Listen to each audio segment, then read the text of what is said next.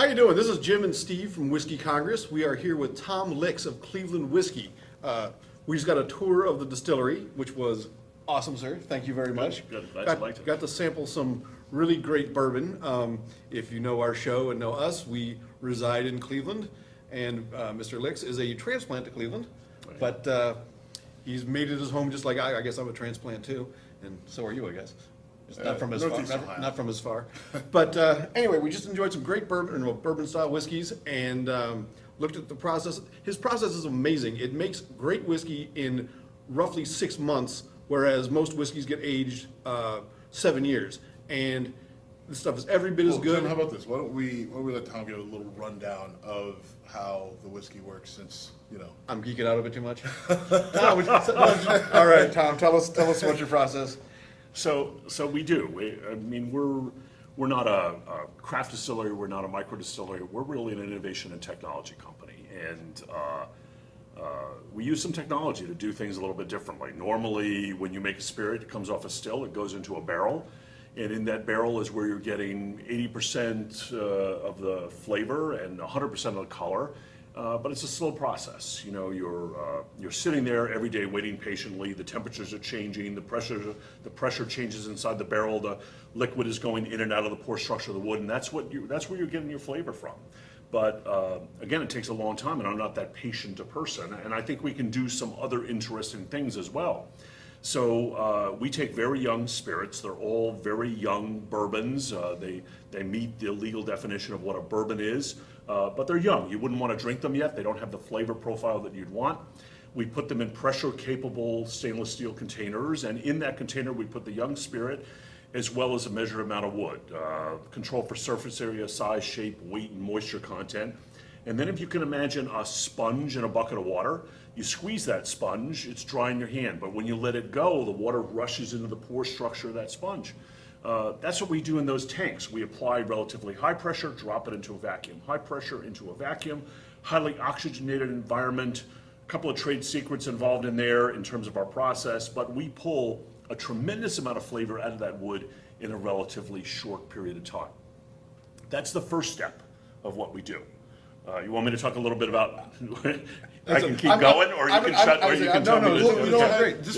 Maybe just a little bit more, just to, because people, if they're familiar with whiskey, what they know is it goes into the barrel, it sits in the barrel. Yeah. You taste it over the course of 10 years, and then it goes into a bottle. Right.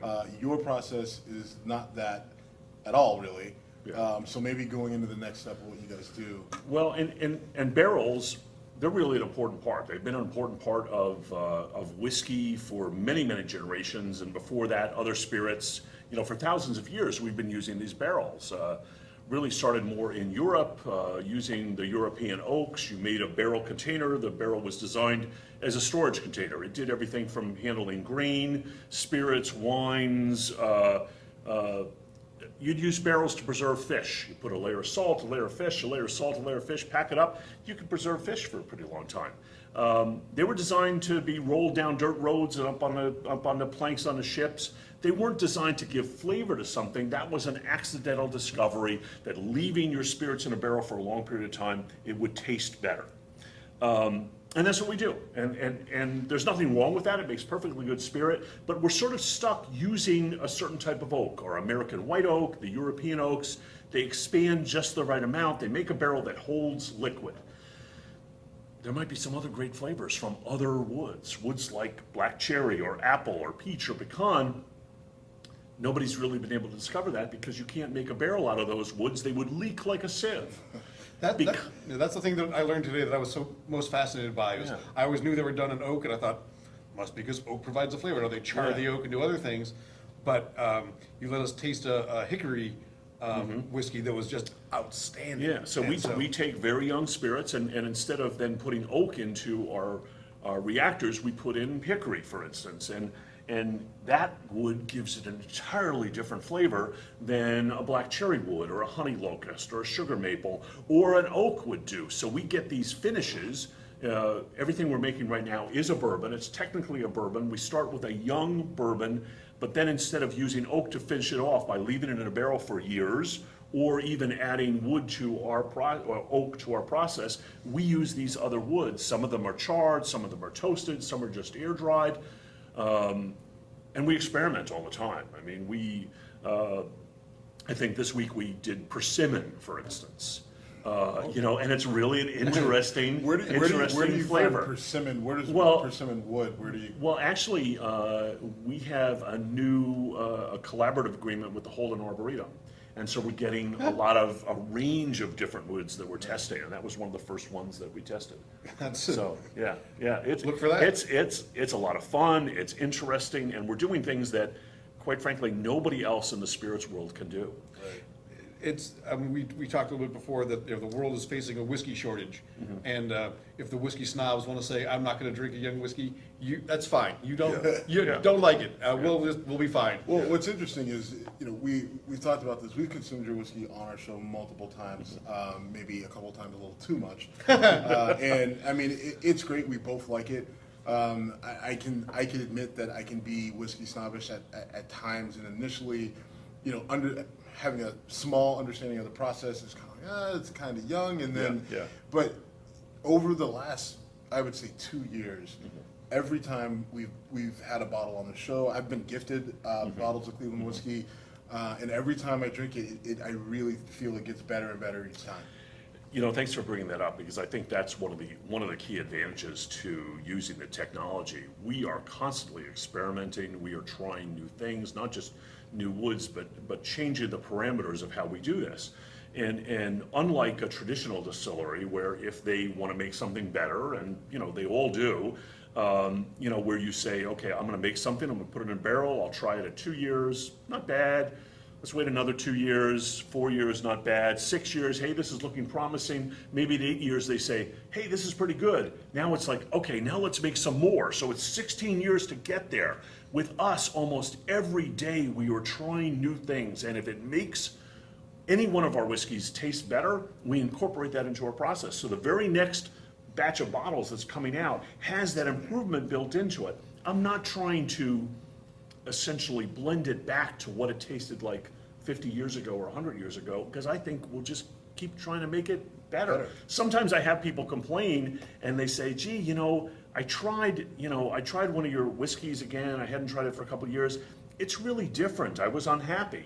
But then when I talked to him and asked him, I said, well, did it taste better or worse? And they said, well, I must admit it actually tasted a little bit better.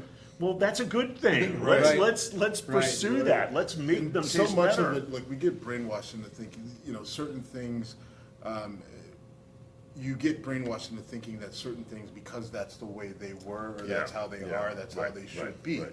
So, you know, we kind of think, oh, well, this whiskey that is, you know, 21 years old is really good because I've been told it's really good. Yes. And yet what you do is say, listen, maybe your 21-year-old whiskey is pretty good, but what I know is I tasted my whiskey after 6 months, tried it, realized I can do X, Y, and Z, made it better. So now, you know, 3 months after that, you now have a better whiskey, or however the process. I can appreciate that, in just because I've tasted, I've seen it with your products, especially with the underground whiskey that we were talking about before. I've probably had 3 different underground whiskeys, and they all kind of stand out on their own, and none of them was just like, oh, that one's bad, or you were going backwards. It was definitely all going forward. So, you know, we can definitely appreciate it from that end. And I've got nothing wrong with the traditional process. I'm not trying to reject the tradition. I'm saying, look, we've got this. We've got a great base of information and knowledge, and we know how to make it this good. Now let's see if we can make a few things that are different, that might be better, but perhaps off in different directions. I'm not saying that when we take a bourbon and we finish with black cherry wood, it isn't necessarily better than an older bourbon. It's just different. Right. And those gives things it, can it's run, a different experience. They can run on parallel tracks. Absolutely. You know, you can have your classic and traditional way of doing things, but there's nothing wrong with innovation, which is what you bring here to the city of Cleveland, which I want to talk about briefly. The name of your company is Cleveland Whiskey. We're in the city of Cleveland. You know, you're right in downtown, heart of Cleveland, next to Cleveland State. Could you talk about a little bit just about your company's kind of place in this in the city we call home now? Well, it's interesting you bring that up, because once we named the company Cleveland Whiskey, that was a commitment that said we will be here in Cleveland. You know, you can probably tell from my very thick Boston accent that I'm from Boston. You know, I moved here about 11 years ago. My mom was born and raised here in Cleveland. Her parents were immigrants, came over from Europe. She was born and raised here. She met my father in going to Fenn College, now Cleveland State.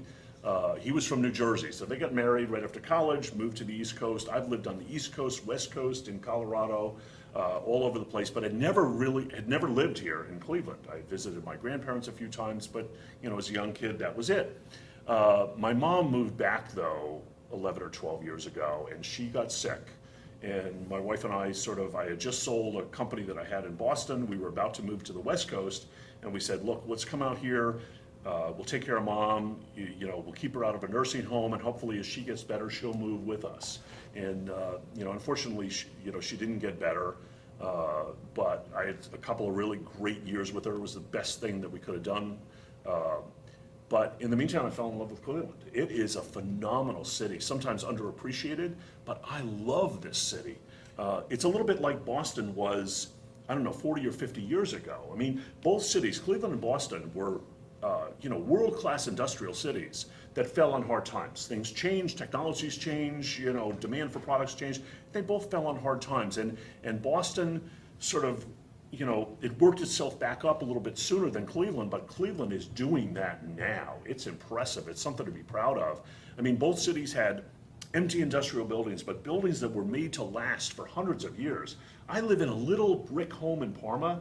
It's got a brass plaque on it that says who the builders were, who the masons were. I mean, I'm just so blown away by that. It's a little working class home that people took enough pride in to say, hey, we built this home. We've got a great educated workforce, and by that I mean both blue collar and white collar, and you need them both to really make a vibrant city and a working city. We've got fresh water. That's going to be increasingly important. Both Boston and Cleveland had issues with water, but we took care of them. I mean, we should stop talking about the thing that people talk about. There's a company out there that has a beer around here that talks about a burning, yeah, never mind. Okay. I think nobody else talks about that except the people here in Cleveland. We're over that. We're done with that. We've got good quality fresh water. There's just some really great things and some good analogies about what's going on in Cleveland versus what happened in Boston. And we're on the same trajectory in terms of people moving back into the city and doing things downtown. And you know, I remember when I first got here 10 or 11 years ago, I would drive downtown and there was nobody here. Right. I was struck by that coming from Boston. Right. Now I move down, now I come down over the weekend and there are things that are happening here. It's still not Boston, right, but it's making progress. And when I put the name Cleveland Whiskey on the company, that was it. You can't take Cleveland Whiskey and move it back to Boston. We are here to stay.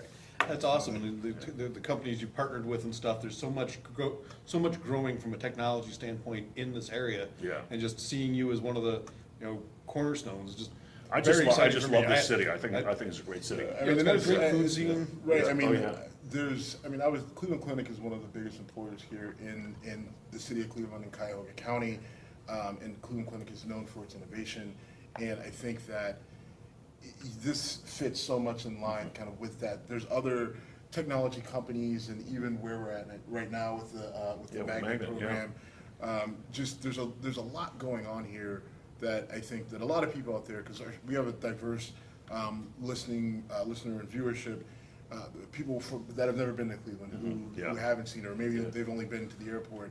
And I think that or people who have lived in Cleveland their entire life but haven't come downtown lately. Right, they move out to the suburbs, and then that kind of becomes their circle. But I think that just what you're doing, not only in terms of providing a great local whiskey, but just the innovation and ingenuity that I can't believe that you're going to be the only person doing this for that much longer, right? I mean, with the demand. That's why he's got some.